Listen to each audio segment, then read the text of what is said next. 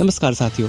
2024 की न्यू और one of the most hyped anime solo leveling, जिसके सीजन 1 में 12 एपिसोड्स और 25 मिनट्स का रन टाइम है। तो मैं भी विनलैंड सागा सीजन 1 कंप्लीट कर रहा हूँ। तो तुम्हें विनलैंड सागा के सीजन 1 के सारे एपिसोड्स का ब्रेकडाउन मेरे चैनल पर मिल जाएगा। और तुम्हारा मित्र अभी यूट्यूब पर नया है तो तुम अपना प्यार और सपोर्ट जरूर देना।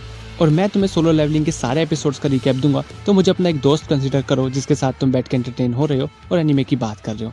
तो एपिसोड 1, जिसका नाम होता है I am used to it. अब कहानी की शुरुआत होती है 3 साल पहले से, जहाँ कुछ ऑफिसर्स एक आइलैंड से थोड़ा दूर होते हैं और उनका कैप्टन अपने साथियों को बताता है कि वो ये काम नहीं कर सकते और उन्हें ये सब कुछ हंटर्स पर छोड़ देना चाहिए, यानी शिकारियों पर। अभी जीजू आइलैंड पर हंटर्स इकट्ठा होते हैं विशालकाय एंट्स को खत्म करने के लिए, लेकिन ये लाल चींटियां इतनी शक्तिशाली होती है कि ये हंटर्स कमजोर पड़ने लगते हैं और एक एक कर घायल हो जाते हैं। पर इतने में यहाँ 3 हंटर्स आ जाते हैं और इन सबको रेस्क्यू करने लग जाते हैं। अभी मीनवाइल सिटी में चोईजोंग मौजूद होता है, क्योंकि सिटी में भी लाल और सफेद चींटियों ने हमला कर दिया होता है। तो वो अपनी मैजिक पावर से लाल चींटियों को खत्म कर देता है, बट सफेद चींटियां फिर भी रह जाती हैं। तो वो अपने साथियों को आगे बढ़ने का ऑर्डर देता है। अभी हमें पता चलता है कि 10 साल पहले एक पोर्टल ओपन होता है जो कि इस वर्ल्ड को दूसरे वर्ल्ड से कनेक्ट करता है, और उस वर्ल्ड से क्रिएचर्स इस दुनिया में आते हैं जिनके ऊपर वेपन्स का कोई असर नहीं होता है। अब जो इंसान अपनी मैजिकल पावर्स को जगा लेता है उसे हंटर कहा जाता है, और ये रैंक वाइज डिवाइड होते हैं, जिसमें सबसे ऊपर एस और सबसे कमजोर ई रैंक हंटर होता है। अभी ये कॉन्सेप्ट रैंकिंग का तुम्हें वन पंच जैसी पॉपुलर एनीमे में देखने को भी मिल जाएगा, बट एक ट्विस्ट है कि एक पावर रैंक मिलने के बाद हमारे हंटर्स अपनी रैंक को बढ़ा नहीं सकते। अभी प्रेजेंट जहाँ एक कंस्ट्रक्शन साइट पर पार्क और किम नाम के 2 लोग आपस में मिलते हैं, जिस पर किम पार्क से पूछता है कि वो अभी भी छापेमारी यानी हंटिंग में पार्टिसिपेट क्यों ले रहा है, जिस पर पार्क बताता है कि उसकी एक फैमिली और एक उसका बेबी भी आने वाला है, तो कुछ अगर पैसे आ जाते हैं तो उनके फ्यूचर के लिए अच्छा होगा। अभी इतने में हमारा मेन कैरेक्टर सुंग जिन वू यहाँ आता है और किम उसका स्वागत करता है, जिस पर पार्क पूछता है कि ये सबसे स्ट्रॉन्ग है या कुछ और, जिस पर किम बताता है कि ये सबसे कमजोर हंटर है ई रैंक का। अभी जिनवू की मुलाकात उसकी फ्रेंड जूही से होती है, जो जिनवू से सवाल करती है कि उसे ये चोट कैसे लगी, जिस पर जिनवू बताता है कि वो एक रेड पर था एस रैंक हंटर्स के साथ और उनके पास कोई हीलर भी नहीं था, जिस पर जूही कहती है कि एस रैंक हंटर्स काफी सेल्फिश होते हैं, जिस पर जिनवू बताता है कि ये उसकी गलती है कि वो वीक है। अब आगे डंजन रेड स्टार्ट होने से पहले संग च्यूल खुद को इंट्रोड्यूस कराता है और वो बताता है कि वो इन सबका लीडर है और कोई कुछ कहना चाहता है तो कह सकता है, जिस पर सब हामी भरते हैं और फिर वो डंजन में एंटर करना शुरू कर देते हैं। अभी डंजन अर्थात एक काल कोठरी और एक गुफा जमीन के नीचे बनी हुई।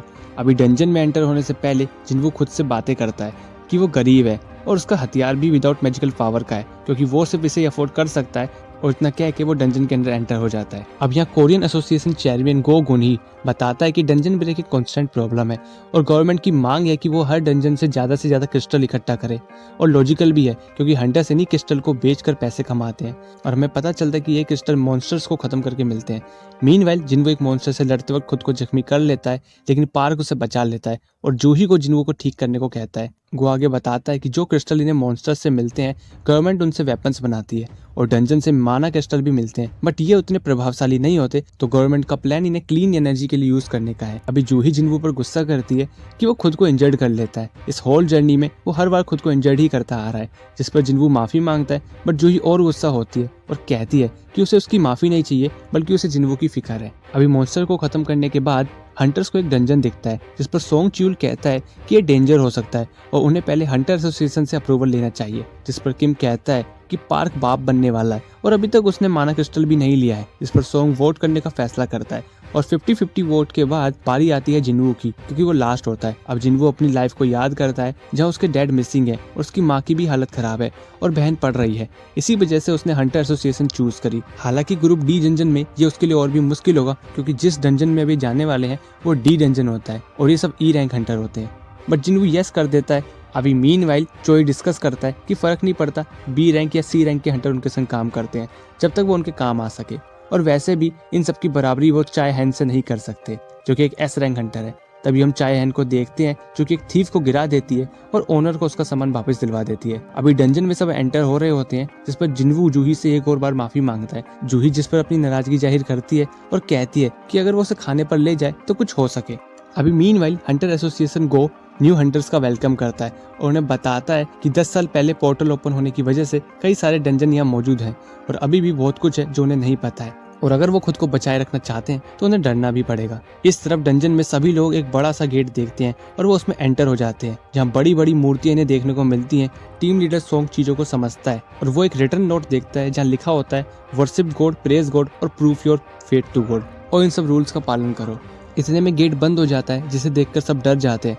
एक हंटर यहाँ से जाने का फैसला करता है, लेकिन गेट पर खड़ी एक मूर्ति हिलती है और उस हंटर को काट देती है।